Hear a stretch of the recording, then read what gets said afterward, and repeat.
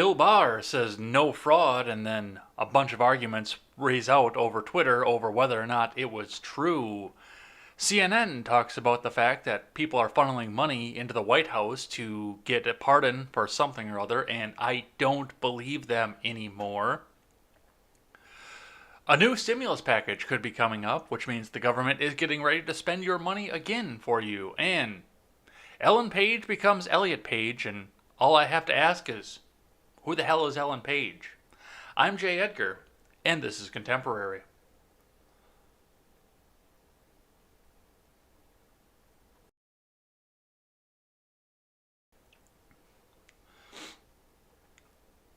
Good morning, ladies and gentlemen. This is Contemporary. My name is Jay Edgar.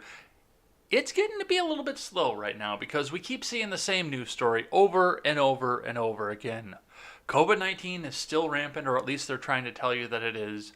Nobody knows who's going to win the election, but the mainstreams want you to believe that it's Biden.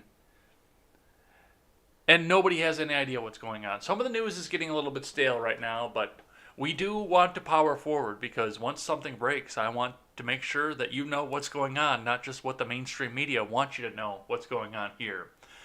So, we've got a few stories to get to over this here, but before we get into any of this, head on over to freedomscoop.com. Freedomscoop.com is going to be your one-stop shop for all of your news and commentary needs, where we carry great shows such as the Daily Ignoramus, The Breakdown with Birkenhoff, The R-Rated Conservative with the Freckles and Brit Show, and The Generational Gap. Come on over there, pick up some of our swag, and help us support great creators.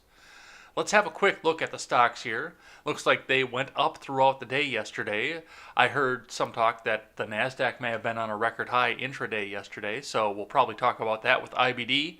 But it looks like they stayed up, and the futures are not looking good for what's going to happen today. Let's see what IBD has to say about that. Starting with IBD. Dow Jones futures fall amid Pfizer coronavirus vaccine approval. Apple hits new buy point. From Scott Latonin. Dow Jones futures along with S&P 500 and NASDAQ 100 futures were lower early Wednesday, even as the UK approved the Pfizer-BioNTech coronavirus vaccine for emergency use. On Tuesday, Dow Jones leader Apple hit a new buy point while Tesla neared all-time highs. China EV leaders NIO and XPeng Motors dived over 10% each, while Nikola plunged nearly 15%. Li Auto skidded 3% after releasing monthly delivery numbers early on Wednesday.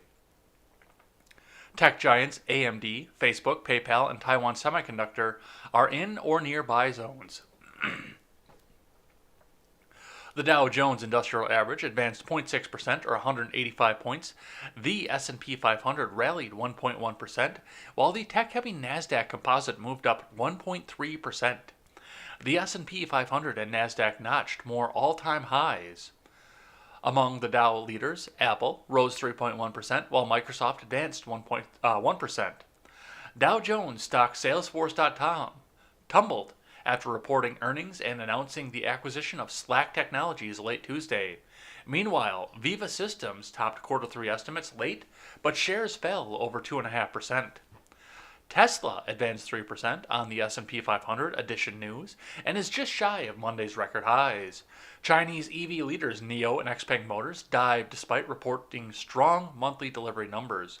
Meanwhile, Li Auto fell 3% early Wednesday on monthly delivery figures. Stocks in or near buy zones in the stock market rally are AMD, Facebook, PayPal, and Taiwan Semiconductor. Apple, Microsoft, PayPal, and Tesla are IBD leaderboard stocks. AMD and Facebook were featured in this week's stocks near a buy zone column. And we're on to the futures. Early Wednesday, Dow Jones futures fell 0.45% versus fair value, while S&P 500 futures moved down 0.3%. NASDAQ 100 futures traded down 0.3% versus fair value. Remember that trading in Dow Jones futures and elsewhere doesn't necessarily translate into actual trading in the next regular stock market session. So we will see, what is coming up with that and what's going to happen throughout the day. It looks like we may see a down day, but we've been surprised before. Let's see what CNN has to say weighing in on what could happen in the future. From Markets Now over on CNN from Paul R. LaMonica. Who says investing is hard? All you needed to do for the past few years to enjoy solid gains in the stock market was to buy an S&P 500 or NASDAQ 100 index fund.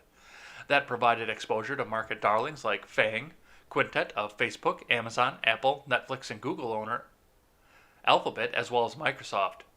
The big tech stocks have boomed thanks to strong gains in revenue, market share, and earnings over the past few years, which has raised antitrust concerns and created intense regulatory scrutiny. But that dominance might be about to change. After years of growth stocks outperforming the market, some strategists and fund managers think it could be time for real value sectors like banks, healthcare, energy retail, and the others that have been laggards to emerge as new market leaders. Basically, he's saying that a Democrat's going to be in charge, so everything's going to be hunky-dory, so buy the bank. We're coming out of a multi-year period of extraordinary outperformance from big cap techs. Value stocks have been so inexpensive, said Eric Kuby, Chief Investment Officer with North Star Investment Management. A major rotation is going to take place. When valuations are so out of whack, there has to be a reversion, Kuby added. Kuby likes smaller consumer companies like ACCO Brands, which owns Mead notebooks and Swingline staplers, as well as financial firms like the suburban Chicago-based bank, Wintrust. Banks, retailers, and energy stocks all look attractive, said David Harden, president of Summit Global Investments. He thinks these three more value-oriented sectors will benefit from stabilization in the economy of 2021, especially if there are multiple COVID-19 vaccines available. So we blew out all your money, and now we think people are going to go and put their money into a bank. Once again, that seems to be what they're saying. And of course, go buy your office supplies because we're going to start sending people back to do meaningless, mindless data entry jobs. There is no question value stocks will outperform. It's time to look for high quality and low volatility with larger companies, Harden told CNN Business. Some of Harden's top picks for 2021 include JP Morgan Chase, Walmart, and ExxonMobil, so your gas prices are going to go up. Sorry, I might have to calm me fucking coof. I feel a scratch in my throat throughout the last couple days. Some experts say that value stocks in growth industries like tech and biotech can both do well for the foreseeable future. There's no particular reason why the FANGs have to fall in order for other sectors to do well. Value versus growth is the perennial debate, said Des Mullarkey, managing director of an investment strategy at SLC Management. The recovery will be broader based because the market rally has seen so tech-centric. But I don't see growth falling out of favor even if value stocks come back. So they're telling you to sell off all your Microsoft and Apple and stuff like that and go buy staplers and go buy into your bank. What could possibly go wrong, right? That's the thing about CNN. I'm going to tell you what they have to say, but I'm going to say, and I am in no position to offer you investment advice. I'm just a guy that yells into a microphone. That's it. But I don't trust a word of this article. Find all the facts and draw your own conclusions. If you think they're right, then buy into it. I don't think they're right. I'm not going to buy into it. But that's what we're seeing from the markets right now. And with that, let's have a look at what's going on with the news, starting with the Associated Press. Disputing Trump, Barr says no widespread election fraud from Michael Balsamo. Disputing President Trump's persistent, baseless claims, AG William Barr declared Tuesday that the U.S. Justice Department has uncovered no evidence of widespread voter fraud that could change the outcome of the 2020 election. Which means, Barr is the hero of the left again! Or so it seems. We will see what happens as we go forward. Let's read on. Barr's comments in an interview with the Associated Press contradict the concerted effort by Trump, his boss, to subvert the results of last month's voting and block President-elect Joe Biden from taking his place in the White House. Barr told the AP that U.S. attorneys and FBI agents have been working to follow up specific complaints and information they received, but to date we have not seen fraud on a scale that could have affected a different outcome in the election. The comments, which drew immediate criticism from Trump attorneys, were especially notable, coming from Barr, who's been one of the president's most ardent allies. Well, first and foremost, let's go back and look and see what we've got going here, because first and foremost, Barr doesn't work for the president. He works for the people. He works at the pleasure of the president, but his main job is to work for the people. Just like everybody else in the government.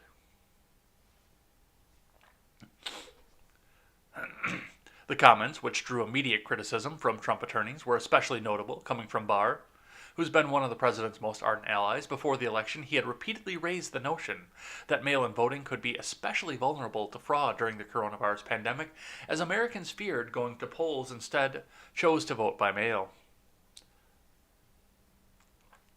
More to Trump's liking, Barr revealed in the AP interview that in October he had appointed U.S. Attorney John Durham as a special counsel, giving the prosecutor the authority to continue to investigate the origins of the Trump-Russia probe after Biden takes over, and making it difficult to fire him. It's not that difficult.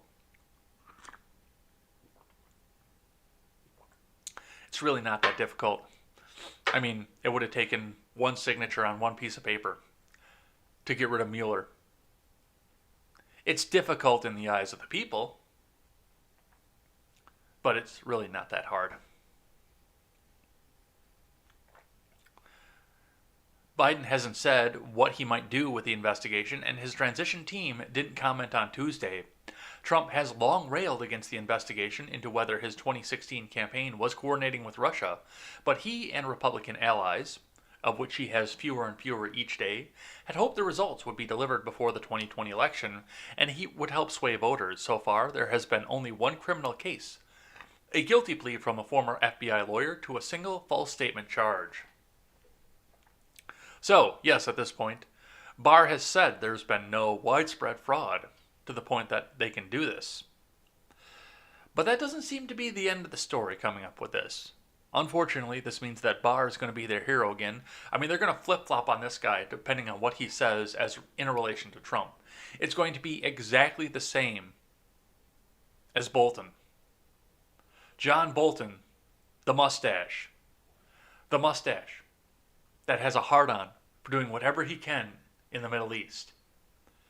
They hated him when he was a Bush advisor. They despised that man when he was a Bush advisor, because we're anti-war. But as soon as he came out against Trump and he dropped that book, John Bolton is an austere mainstay of this government, and he is a saint because he hates the evil orange man. And depending on where this goes with what Barr is saying, they are probably going to be doing the same thing about Barr, because remember, just a few months ago, they fucking hated him. I think there were a few Democrats over on Twitter that were calling for Barr to be lynched because he dared to work with the evil orange man. And now he says, oh, well, there's no widespread voter fraud that could change the election here. Oh my God, he's a saint. Get this man a statue. But according to the Daily Wire, this might not be the be-all, end-all. From Ryan Saavedra, DOJ fires back at news organizations claiming voter fraud probes are over. That's not what AG Barr said. The Department of Justice responded to media organizations who reported on Tuesday that the DOJ had concluded its investigation into allegations of voter fraud and had found no evidence, saying the claim was incorrect. Some media outlets have incorrectly reported that the department has concluded its investigation of election fraud and announced an affirmative finding of no fraud in the election. A DOJ spokesperson said in a statement, "That's not what the AP reported, nor what the Attorney General stated. The department will continue to receive and vigorously pursue all specific and credible allegations of fraud expeditiously as possible." The AP reported on Tuesday. Barr told the AP that the U.S. attorneys and FBI agents have been working to follow up specific complaints and information they've received, but to date we have not seen fraud on a scale that could have affected a different outcome in the election. The comments, which drew the immediate criticism from Trump attorneys, were especially notable, coming from Barr. And we read that part here. There's been one assertion that would be systemic fraud, and that would be the claim that the machines were programmed essentially to skew the election results, Barr added. And the DHS and DOJ have looked into that, and so far we haven't seen anything to substantiate that. The AP noted that Barr also stated that people were wrongly looking to the federal criminal justice system as a fix-all when it comes to election issues. That is correct. That is supposed to be at a state level. Adding that the proper remedy for many of these issues is often found in civil lawsuits. Most claims of fraud are very particularized to a particular set of circumstances or actors or conduct, and those have been run down. They're being run down, Barr added. Some have been broad and potentially cover a few thousand votes. They have been followed up on. So, they are still investigating at this point. They haven't found anything, but yes, as Barr points out, this is a civil thing for the most part. If you think that your vote didn't count, go and sue your county. Because they're the ones who put up your election software, they're the ones that set up your election, and they're the ones that decided how your election got counted. So go sue your county or your state. That's a civil thing. And yes, it's going to be slow. I would not be surprised if the inauguration went through and Joe Biden stood up there and gave the inaugural address and said, I swear to keep it and uphold, the thing, man, for all the little kids that like to rub down my hairy legs, okay? I can imagine that inaugural address. I really can. But, yeah, at this point, they're still investigating, but this does need to stay at a local level whenever possible. All right, let's keep going. Coming out of my state. Reporting on my state from our neighbors in the mitten over to the other side. Out of Grand Rapids, WOOD 8 TV NBC. Trump files lawsuit challenging Wisconsin election results.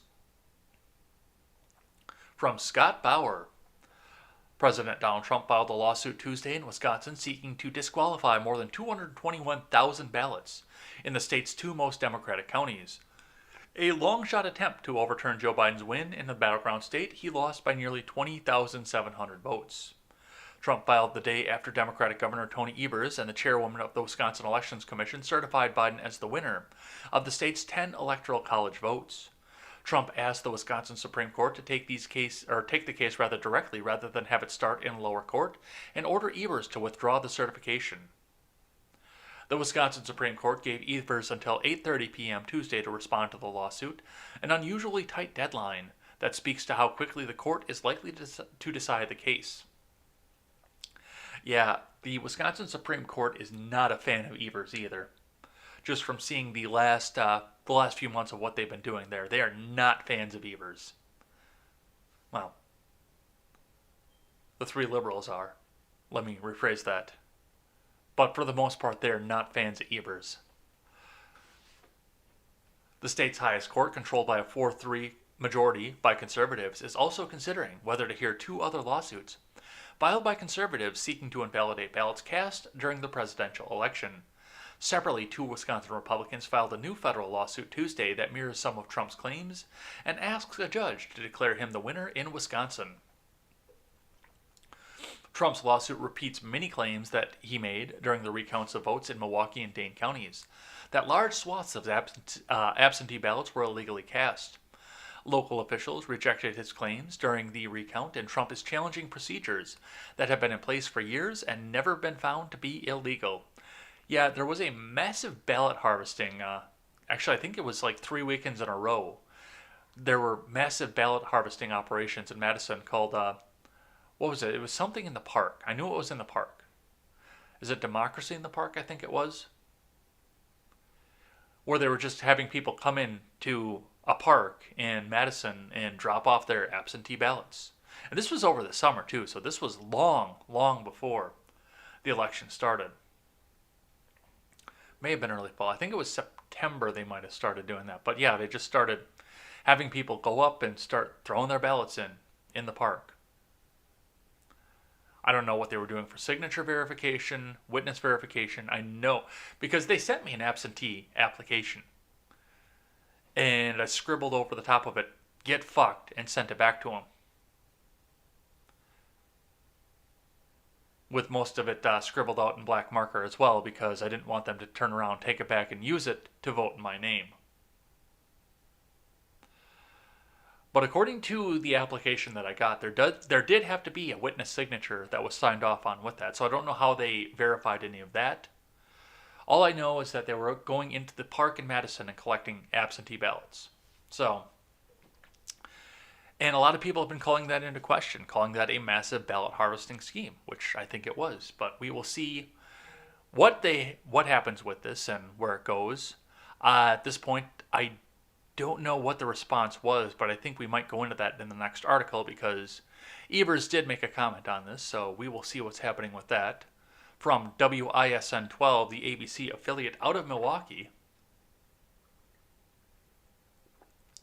Evers, Trump's election lawsuit seeks to disenfranchise thousands of Wisconsin voters. From Carolyn Reinwald, Governor Tony Evers says a lawsuit filed by President Trump's re-election campaign alleging voter fraud in November's election seeks to disenfranchise tens of thousands of Wisconsin voters and overturn the results. The governor's legal team filed a 65-page response to a lawsuit filed Tuesday morning in the Wisconsin Supreme Court. Trump's lawsuit names Governor Evers and other county officials. Evers' team said Trump's lawsuit was improperly filed and should be considered first by a circuit court. You're right, but we're running up on a time crunch here. And I don't know if there is an expedition process, because we are running up on a time crunch here. But you know that. It's shocking and outrageous assault on our democracy, the filing said. He sought relief in the wrong court and refused to follow the proper steps under the statute that he himself acknowledges governs the appeal of recounts. By focusing on alleged technical violations in only 2 counties, he has made plain that his intent is not to fairly determine who Wisconsinites voted for to lead our country, the filing said. He's simply trying to seize Wisconsin's electoral votes, even though he lost the statewide election. Citation needed, please. Evers' lawyers said Trump should have raised concerns about voting issues before ballots were cast. The filing disputed Trump's claims that 221,000 ballots were cast improperly. Voters acted in good faith. No, they didn't. Not in those counties, they didn't. They got in line and threw their masks on, and all of them kept up, going back and forth, saying to each other, "The orange man is bad. We've got to do everything that we can to go and make sure that he gets out of office." There was no good faith in this election in Wisconsin, in the 2 counties that got recounted. Now, whether they did it properly, that's the job for the court to decide. But good faith? No, it was not good faith.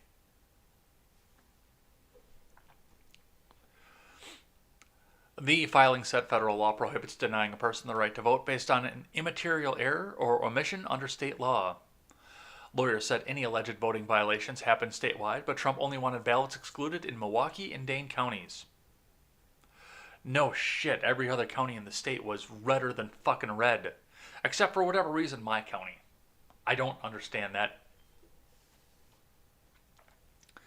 Evers asked the court to allow attorneys from Washington, D.C., New York, Los Angeles, and Houston to argue the case on his behalf.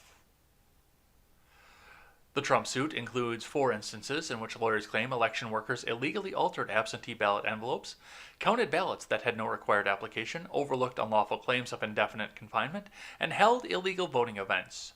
And the indefinite confinement thing, that is one thing that I think we do need to look into and see what we can change from the next time. And furthermore from this, whether or not Trump wins, we do need to sit back and have a look at some of the issues that arose with this, including things like indefinite confinement.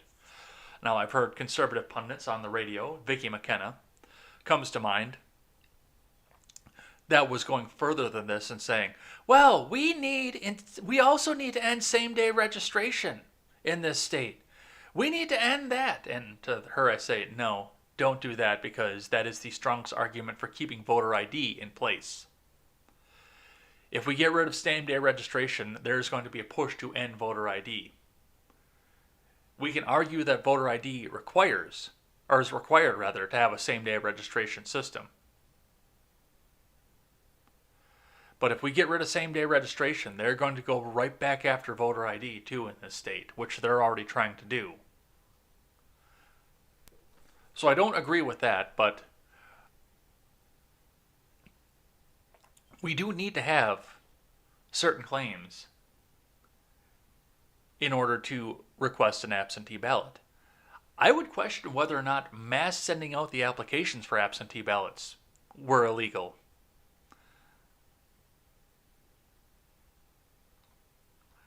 But this is going to become a swing state no matter what. So we will see what happens with this. Moving on from the Blaze. Twitter suspends data analyst who testified that up to 300,000 fake people voted in the Arizona election. From Chris Pandolfo. Twitter on Monday suspended an account belonging to a Trump campaign witness who testified about voter irregularities at an election integrity hearing in Phoenix, Arizona. Bobby Pittman, an investment advisor and managing partner at Preactive Investments, LLC, was suspended by Twitter on the same day he testified that as many as 306,000 fake people voted in Arizona election. He claimed that after analyzing government voter registration and census data, in his opinion, the biggest fraud in the history of our constitutional republic is taking place right before our eyes. A spokesperson for Twitter told the Blaze Pitten's account was permanently suspended for violating Twitter rules on platform manipulation and spam. The spokesperson did not say which specific rules Pitten violated because they have no idea. They have to make it up as they go. The Blaze has asked for clarification. Pitten appeared as an expert witness at a public hearing held by Arizona State GOP lawmakers. The hearing featured members of President Trump's legal team who presented their claims of voting irregularities and allegations of voter fraud in the Arizona election. Trump's personal attorney, Rudy Giuliani, and his legal advisor, Jenna Ellis, both attended the proceedings. While the hearing took place, Arizona officials certified the results of the 2020 election. Former VP Joe Biden defeated President Trump, earning 49.4% of the vote to Trump's 49.1%. More than 3.2 million ballots were cast, and voter turnout surged to nearly 80%. I would have never certified. I would rather resign than have certified those results, Pitten said during his testimony. So he spoke out against, he saw something, he spoke out against it, and the gatekeepers silenced him. And yet you still think this election is fair. CNN, MSNBC, Washington Post, New York Times, a former newspaper. People like you still think this is fair. And somebody who spoke out, who saw something and said something, got silenced on the public platform. Sounds totally above board to me. Let's keep going. Speaking of CNN, from CNN, Justice Department investigating potential presidential pardon bribery scheme. Court records reveal. Before I even read this article, I'm just going to come out and say it. CNN, the Washington Post, the New York Times, a former newspaper, MSNBC, who else? ABC, CBS, NBC, have all been crying wolf for so long at this point.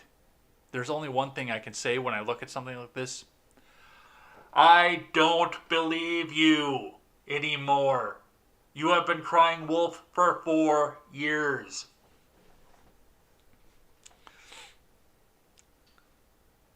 This is from Caitlin Palance.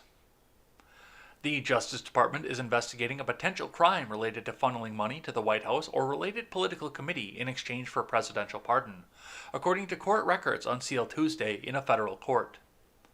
The case is the latest legal twist in the waning days of President Trump's administration after several of his top advisors have been convicted of federal crime or criminal charges, and as the possibility rises of Trump giving pardons to those who've been loyal to him. The disclosure is in 20 pages of partially redacted documents made public by the D.C. District Court on Tuesday afternoon. The records show Chief Judge Beryl Howell's review in August of a request from prosecutors to access documents obtained in a search as part of a bribery for pardon investigation. The filings don't reveal a timeline of the alleged scheme or any names of people potentially involved, except that communications between people, including at least one lawyer, were seized from an office that was raided sometime before the end of the summer. So this is big enough news that CNN put this up on the top of their website. But yeah, at this point, I don't believe them anymore. I've been hearing that there has been criminal activity for 4 years. And it gets debunked every time. And people still run with it too. People still think that Mueller is out there investigating and he's going to find that silver bullet that's Russian collusion. But looking at this, like I said, at this point, I don't believe you anymore, CNN. I don't.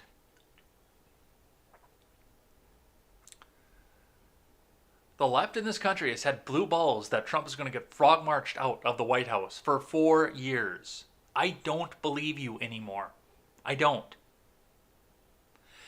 And even if it does wind up being proven true by a jury of his peers in a court of law, at this point, I still probably won't believe it anymore. Just given what we saw for the last 4 years, I don't believe you anymore. Let's keep going. From Politico. I gave every inch of my life to him, Brad Parscale opens up about final days of Trump campaign. From Matthew Choi. Brad Parscale wants to clear the air about his fall from the purchase of the Trump campaign. During an interview with Fox News' Martha McCallum that aired Tuesday, President Donald Trump's former campaign manager opened up about his conflicts with other members of the re-election team, saying that he was removed from his leadership position in a move that left him feeling hurt and excluded. Hurtful! It was his first public interview since leaving the campaign altogether in September after an altercation with police related to allegations of abuse against his wife. His wife later retracted the allegation. How fucking convenient. Parscale served as a campaign manager until July, when he was replaced by Bill Stepien and assigned to serve as a senior campaign advisor. The campaign denied at the time that the move was a demotion for Parscale, but he had come increasingly under scrutiny within the campaign amid poor polling numbers and lackluster attendance at Trump's comeback campaign in Tulsa. During his Tuesday interview, Parscale cut off McCallum when she said he left the campaign, curtly saying, "I was removed." "I didn't get a warning sign," Parscale said, adding that he was hurt by the switch-up. "No one asked me to change my plan. I don't know exactly why I was removed, and all of a sudden, we had to challenge the plan." Parscale said that he loved the Trump campaign and still is deeply loyal to the president. But he added that he disagreed with Trump's approach to the coronavirus pandemic, saying voters, particularly the suburban families that get brainwashed by fucking CNN, the Trump campaign ardently hoped to court, were scared and looking for empathy from their leader. Focusing instead on bullishly reopening the economy, Parscale said, was the biggest policy error of the campaign. And yet, IBD, CNBC, CNN are sitting here salivating over the fact that now the economy is going to reopen under Biden. You could see the little fucking corner of drool coming out of their mouths. So yes, it was the wrong decision because Trump did it, but it's a great decision because I got hairy legs is going to be doing it. A young family with a young child who are scared to take them back to school wanted to see an empathic president and an empathic Republican Party. Okay. We're going to war! We're empathic, though! And I said this multiple times, and he chose a different path. I don't think he was wrong. I love him. But we have a difference on this. I thought that we should have public empathy. Parscale also dished out on D-level people around the president, whom he didn't name, but accused of steering the campaign away from a clean victory. Responding to reports that the president yelled at him amid declining poll numbers, Parscale said that he was not a yes man, like others in the campaign who curried the president's favor by telling him what he wanted to hear. Yeah, I've been watching President Trump for 5 years at this point. That doesn't surprise me. That Trump wants yes men around him that will tell him what he wants to hear, yeah, that doesn't surprise me at all. Are you surprised? Look, I don't give a fuck what Parscale has to say. He was kind of a douche. And I think it's awfully convenient that suddenly he's getting arrested for beating up his wife. And immediately, as soon as he's removed from the campaign, she recanted. But this is reality show politics at this point. This isn't going to stop. And it's not going to stop when they pull Trump out either. This is going to be more reality show politics. It's just going to be a much brighter and happier reality show if Corn Pop gets in. Let's keep going. From the Hill, Cruz urges Supreme Court to take up Pennsylvania election challenge. From Tal Axelrod. Senator Cruz threw his support behind an effort to get the Supreme Court to hear an appeal of a ruling dismissing a GOP-led challenge of Pennsylvania's mail-in voting system. Cruz is the first senator to publicly voice support for the appeal, which came after the Pennsylvania Supreme Court shot down a lawsuit protesting the system as a way of overturning the Keystone States election results, which showed President-elect Joe Biden defeating President Trump. This appeal raises serious legal issues, and I believe the court should hear the case on an expedited basis, Cruz said in a statement.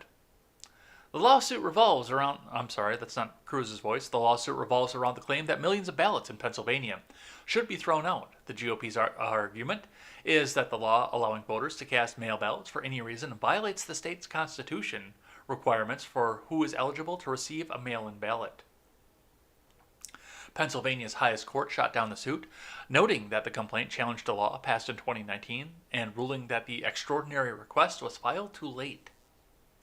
The petitioners were blamed for a complete failure to act with due diligence in commencing their facial constitutional challenge in the court's ruling.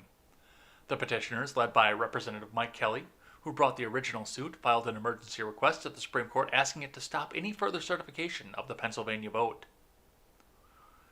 So, we will see what happens and what the constitutionality is of something like this. And I don't know if the U.S. Supreme Court will take this up.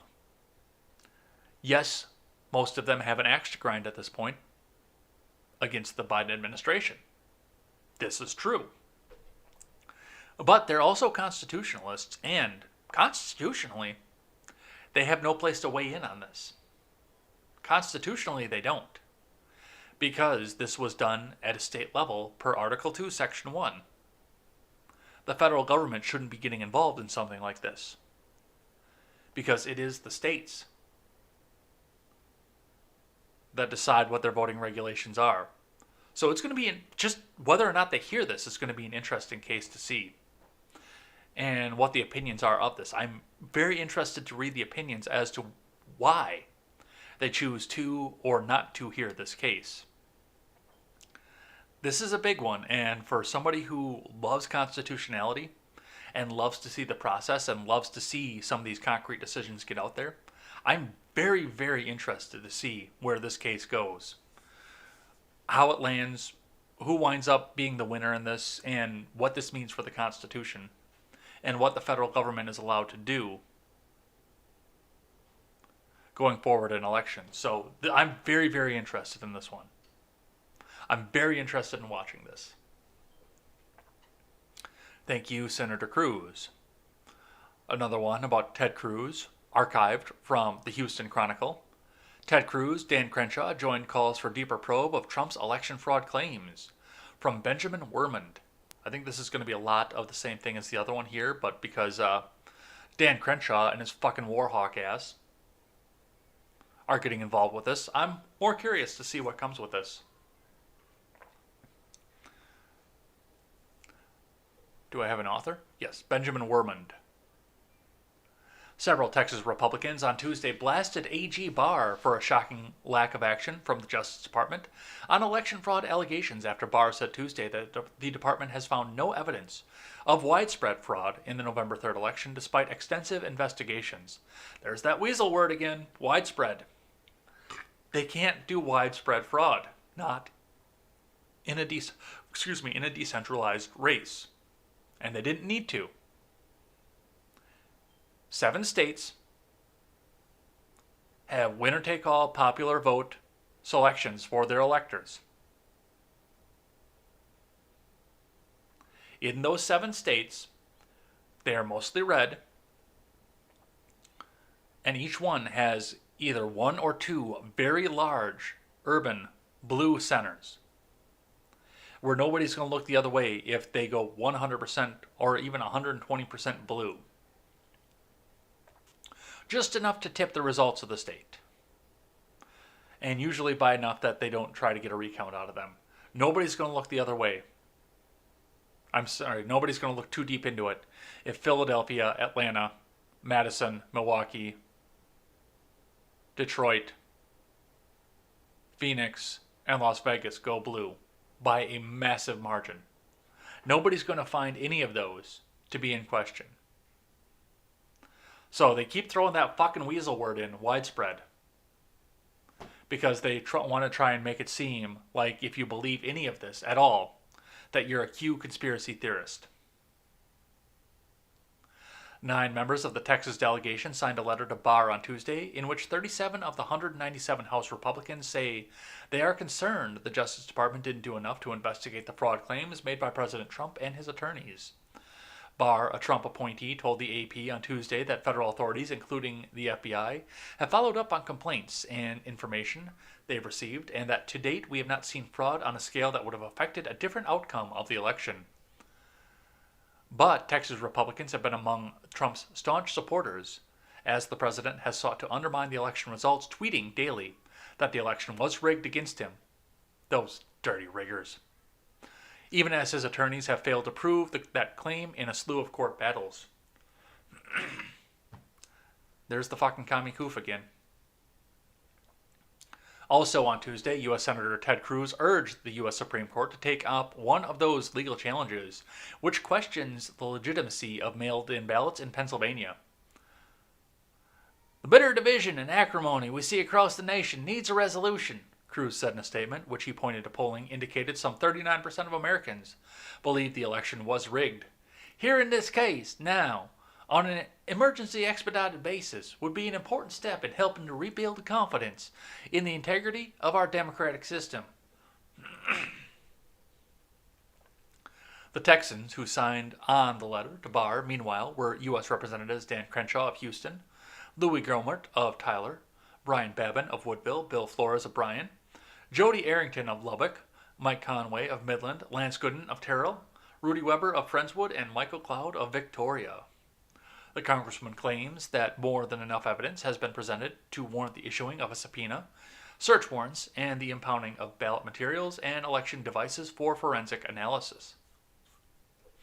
So, and the fact that Crenshaw is getting in on this too. Crenshaw was actually drooling, looking forward to the fact, it seemed so far, I can't speak to what's in his mind personally, but it seemed like he was drooling over the fact that it was about time to go back into Afghanistan.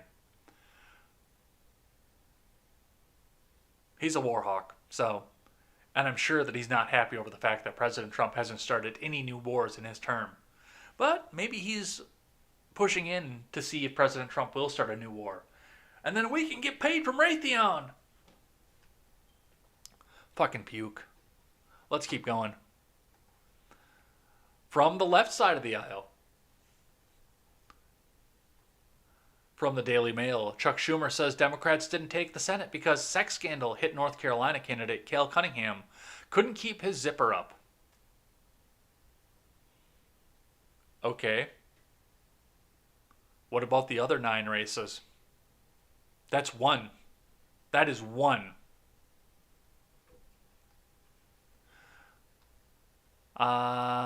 Katie Carell is the author on this one. Chuck Schumer, according to a Tuesday report, told Democratic donors that the fact that North Carolina loser Cal Cunningham couldn't keep his zipper up ruined the party's chances of winning back the majority in the Senate.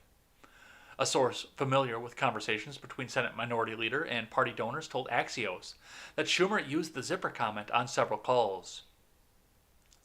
He also shared with donors that he regrets successfully recruiting Cunningham to run against incumbent North Carolina Senator Tom Tillis, who was considered one of the Republicans most in jeopardy of losing his seat. Yeah, how'd that work out for you? Cunningham ran a closer than expected race last month in North Carolina against Tom Tillis, and many thought the seat could turn blue, but a cheating scandal derailed his public office ambitions. The Democratic challenger admitted a month before the November 3rd election to exchanging sexually suggestive text messages with a woman who is not his wife.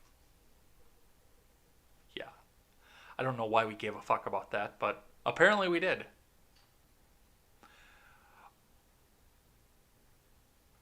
Is that the chick? Huh? Doesn't have bad taste, I guess. Arlene Guzman, a married woman and campaign strategist, confirmed in October that she had had a consensual physical relationship with Cunningham in 2020. Tillis earned 48.7% of the vote to Cunningham's 46.9%, merely 1.8% margin. Schumer shared with donors during recent calls, according to sources with direct knowledge of the conversations, that Cunningham's actions and Justice Ruth Bader Ginsburg's death just ahead of the election ruined Democrats' chances of regaining their majority in the upper chamber. So, a translation. Well, Collins, he was fucking around, he got caught, but please keep giving us fucking money, okay? Yeah. That wasn't the reason. That's an excuse for one seat. And I hope your donors see through this. All right. Speaking of senatorial races, Jon Ossoff would support new lockdown if experts recommend it, from Emily Jacobs. Democratic Senate hopeful Jon Ossoff said he would consider supporting a temporary shutdown if doing so was backed by public health experts, which means religious zealots that are faithful to the Democrat Party in the government. Ossoff, who will face incumbent Senator David Perdue in a January 5th runoff, made the comments during an interview Sunday with CNN's State of the Union after being asked about his stance on increasing coronavirus mitigation efforts in his home state. Well, I think we should follow the expertise of public health experts, like those in the CDC, which is based here in Georgia.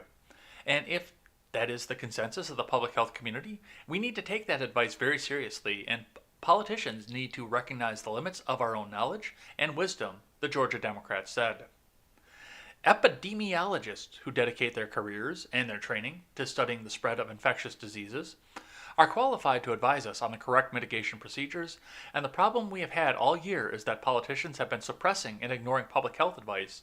It's time to trust the experts, listen to public health officials. In a public health crisis, he continued. And this is just me spitballing here, we could do what we've done for 5,000 years in society, and each of us individually assess our own risk factor and decide if it's worth it or not.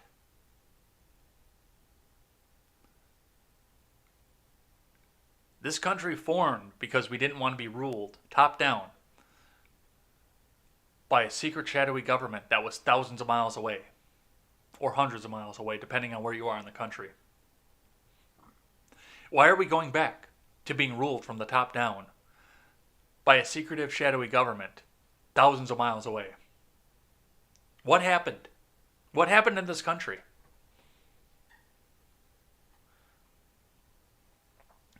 All right. So with that, Jon Ossoff says he's going to go support the lockdowns here, so I hope you really didn't need that paycheck or you didn't need to go to work. Let's keep going. From The Blaze. Democrats face voter fraud allegations after ballot review by Dem judge erased Republican lead. This is a local race from Chris Enlow. Democrats are reportedly facing voter fraud accusations in an extremely tight New York congressional race that resulted in a Republican candidate having her lead over Democrat incumbent completely erased, the Washington Examiner reported. On election night, freshman Democrat Representative Anthony Brindisi trailed Republican challenger Claudia Tenney by over 28,000 votes. Then, as mail-in ballots were counted over the coming weeks, Brindisi's deficit was erased, and then he trailed Tenney by just 100 to 200 votes, the Examiner noted. That's when Oswego County State Supreme Court Justice Scott Del Conte, a Democrat, intervened, reviewing spoiled ballots that had been initially rejected, which gave Brindisi the lead by just 13 votes. 13. Which is the same amount that the lady in Iowa is ahead too, by the way. Breaking. Sources on both Dem and GOP sides confirmed that the final count submitted by all 8 counties in New York 22 to New York Supreme Court Justice Scott Del Conte will show Representative Anthony Brindisi ahead of Claudia Tenney by either 12 or 13 votes. Wow. Cook reports Dave Wasserman reported following the development. In New York 22, the Democrat incumbent was trailing by almost 30,000 votes on election night. The mail-in ballots got him close. Then a Democrat judge from Syracuse ruled that he would personally review all of the spoiled ballots that had been rejected. Guess what happened next? Hot Air editor Jazz Shaw explained. The judge miraculously found enough ballots that he felt were okay, and the incumbent now leads by 13 votes. Despite the narrow gap, Brindisi responded to the judge's actions by declaring victory. Of course he did. So that's going to be an interesting one to see.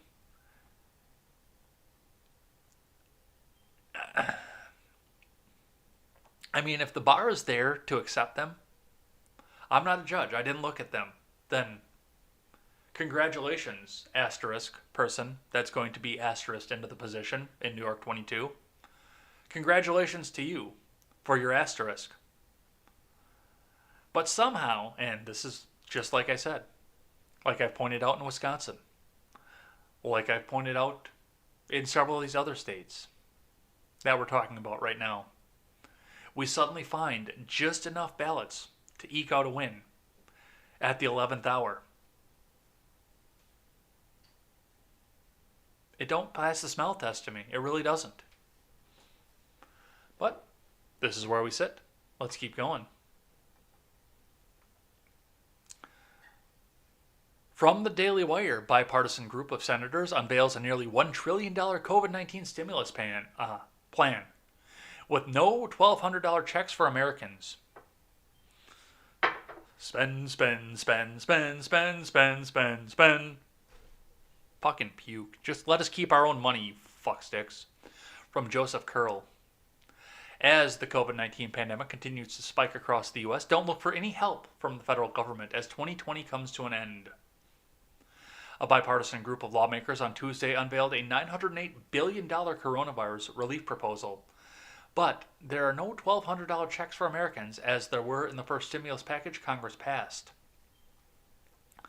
The bill would deliver another $160 billion to states and cities and $180 billion for unemployment insurance, 2 issues Democrats have pushed hard. The unemployment benefits would pay $300 per week for 18 weeks, retroactive to December 1st, which is half of what was included in the CARES Act passed in March. The proposal would also set aside $288 billion for assistance to small businesses by the Paycheck Protection Program. In addition, the bill would free up $45 billion for transportation-related industries, such as airlines, and $16 billion for the development of a COVID-19 vaccine development. Another $182 billion would be used for healthcare provider relief fund, education, student loans, housing assistance, nutrition, and agriculture programs, and, of course, the U.S. Postal Service. This is a COVID emergency relief framework, Senator Joe Manchin said, adding it would be inexcusable for Congress to adjourn without providing more aid. You don't have the money to write that check, dude. I hope you know that. It's not the time for political brinkmanship.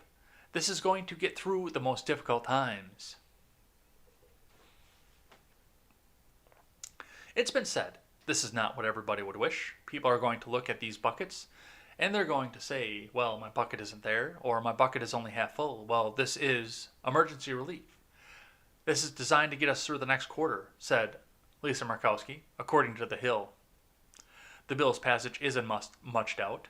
Axios reported most lawmakers still see only a small chance for passage of a comprehensive stimulus package before the end of the year, given how far apart Republicans and Democrats remain on key priorities. The Political website wrote, Keep spending that money that you don't have. Taxation is fucking theft. But they're going to see, they think that they can spend your money better than you can. All right, from CNBC, I got just a couple more here, and then we will do something I'm thankful for. And we'll head on out of here. From CNBC, McConnell shoots down bipartisan $900 billion coronavirus stimulus plan as stalemate drags on. From Jacob Pramuk, Senate Majority Leader Mitch McConnell rejected a proposed bipartisan coronavirus stimulus package Tuesday amid months of congressional inaction on curbing the economic damage from the outbreak. The Kentucky Republican, who has supported about a $500 billion new aid spending, said he wants a pass. He wants to pass what he called a targeted relief bill this year. McConnell said he spoke to White House officials about what President Donald Trump would sign into law. He plans to offer potential solutions to GOP senators and get their feedback. "We just don't have to waste time," he told reporters in response to the roughly $908 billion plan put together by bipartisan members of the GOP-controlled Senate and Democrat-held House. McConnell said a must-pass spending bill and a pandemic relief provision will all likely come in one package. Congress needs to approve funding legislation by December 11th to avoid a government shutdown. We're doing this again. Why are we doing this again? Why? Make a budget and stick with it. Why do we keep having spending packages that end on random fucking days? This is the part of government I can't stand. I'm telling you right now, if I got to 2,000 subscribers by January 1st of 2022, ran for president, and by some miracle won the presidency, on the campaign trail I would be saying, federal workers, either get out of the federal government or start a savings plan, because I am not going to sign a spending package at all. They're going to bring me a balanced budget or nothing's getting signed, and they are going to hold you hostage. They're going to hold you and your paychecks hostage to try and get me to sign whatever omnibus bill that they have. This whole thing of, well, we're at the 11th hour, we need to sign the spending package to get to the point where the government stays open. This is bullshit. This is bullshit. This is the rot of Washington right here. They don't have the money to spend. And yet they're going to keep signing these bills, these relief packages, these aid packages, and these omnibuses on your dime. This is crap.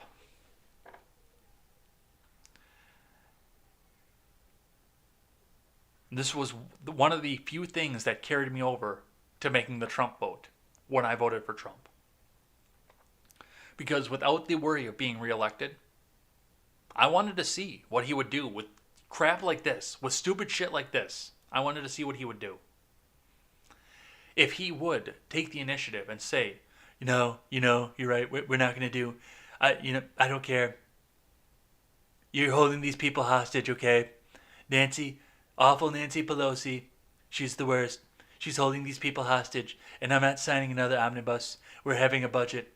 That is what we need in the U.S. right now, as a budget. And at this point, I don't give a fuck what political party does it. I don't care which political party gives us a balanced budget at this point. We need one. But given the progressive agenda that has taken over the Democrat Party in years of late, I have very little faith that they will sign any sort of balanced budget, just saying spend, and our pet projects needs to go further. And unfortunately, Republicans are even less likely to do so. So,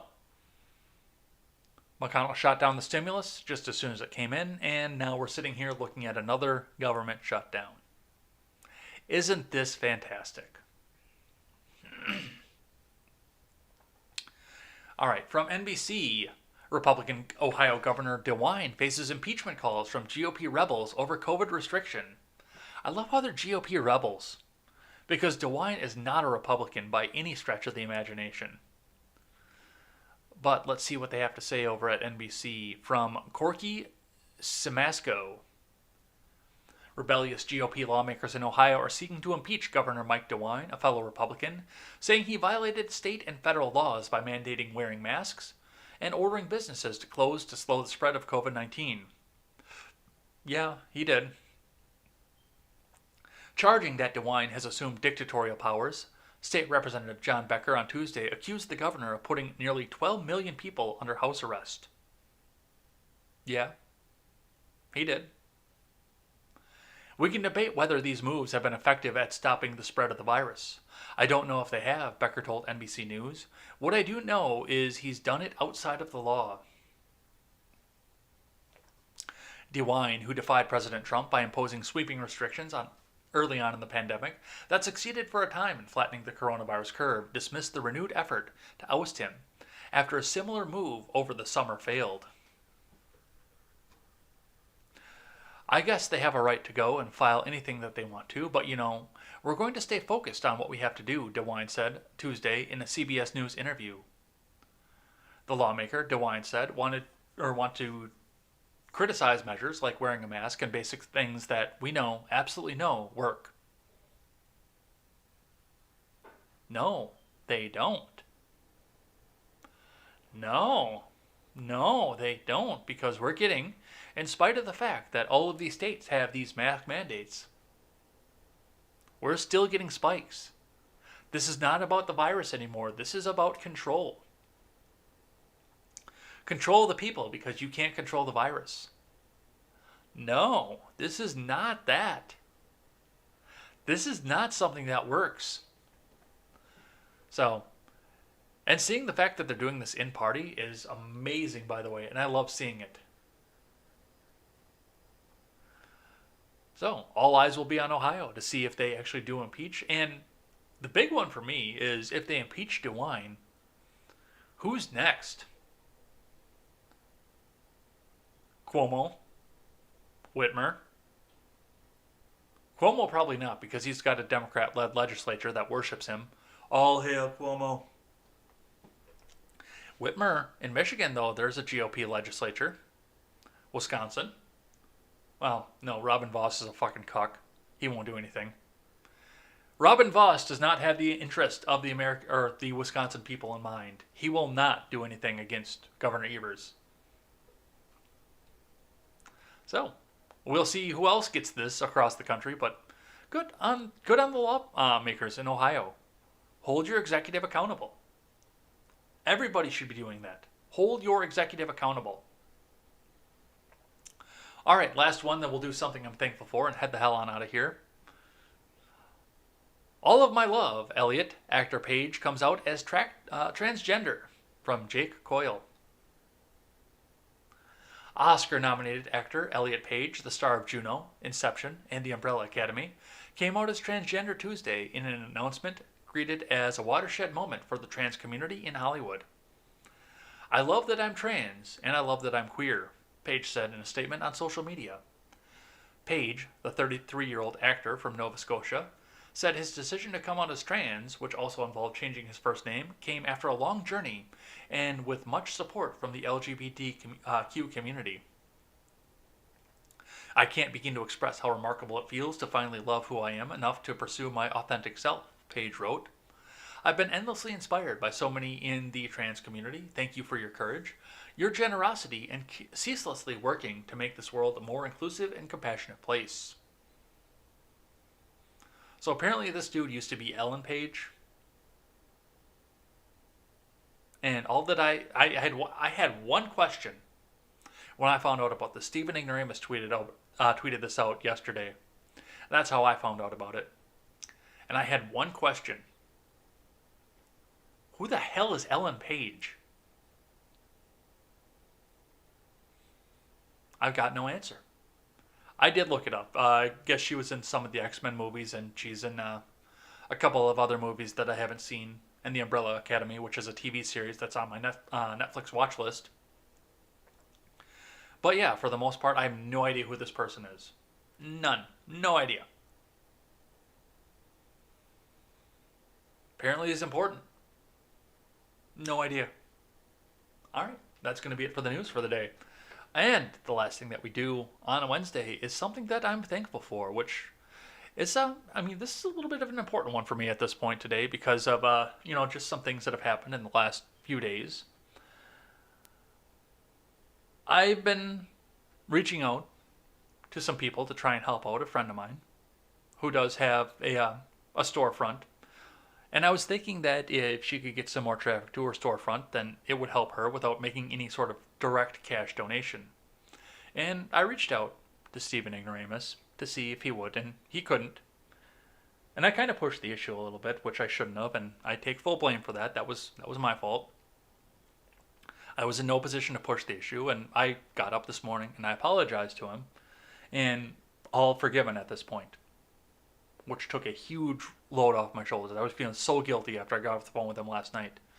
But Stephen Ignoramus is a person that I can honestly say I'm thankful is in my life no matter what. No matter where we go and everything, I'm very thankful that I got to meet Stephen Ignoramus, that I got to spend a week with him, hanging out with him, getting to know him, and he was my traveling companion when we went to Florida. Stephen Ignoramus is a great friend to have around. The one thing I'm most thankful for about Stephen is just the way that he approaches life and approaches the people that are in his life.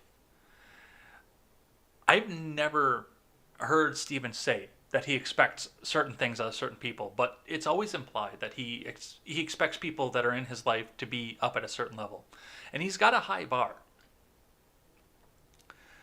If you spend any extended amount of time around Stephen Ignoramus, your life, you will become the best version of yourself because he's got a high bar for you.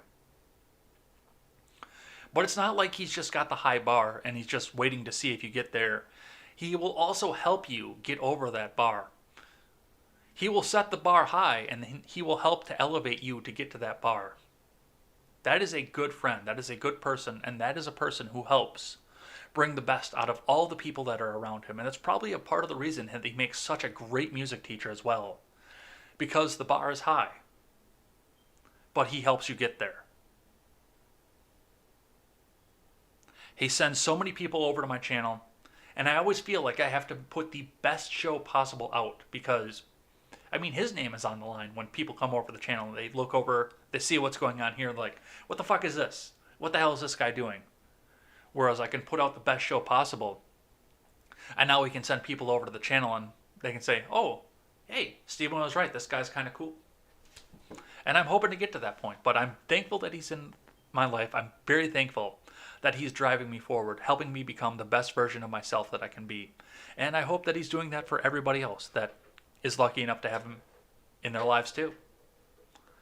I can tell you this. I don't think that I would be good enough for the girl I'm currently dating had I not first had Stephen in my life to help me become the best version of myself that I could be. Because not long before I met him, I was not the best version of myself that I could be. So, I'm thankful for that. I'm thankful that he's in my life, and I'm thankful that I have become, maybe not the best version I could be, but I've definitely gotten closer to that bar. So, thank you for that. I'm thankful for that. I'm thankful for all of my viewers as well. Thanks again. Remember, on Friday, if you were just lurking, get that message in, because on Friday, we read the names of everybody who chatted in the live chat throughout the week, so make sure you get those names in. But we will be back here tomorrow with more contemporary, because even if it's the same news over and over again, which it seems to be, it stops for no one, so we will see what comes out of this. So, we'll see you tomorrow for that. Until then, I'm Jay Edgar, and this is Contemporary.